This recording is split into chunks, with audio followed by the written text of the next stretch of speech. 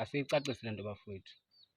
Uyabona, ayikho indlela yokuphila bafowethu e-right, noma nje angingathi right, ake ngithi nje ayikho indlela yokuphila e-perfect.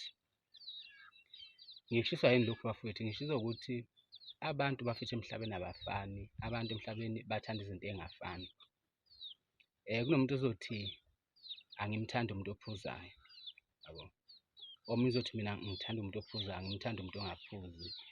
Beke nayo izathu zakhe ngendlela ayibeka ngayo izathu zakhe, yabo. Emhlabeni kunabantu abathanda into e-right, kunabantu futhi abathanda into ebhedayo.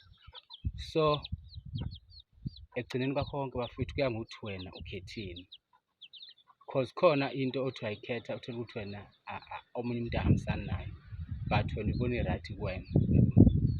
Ngaleso sikhathi leso omunye umuntu uyibona i-bad. So asi-understand lokhu bafowethu ukuthi asifani, sithanda izinto ey'ngafani. Into ebalulekile ukuthi indlela ophila ngayo nendlela owenza ngayo izinto kube indlela wena ohambisana nayo kunambaza wakho.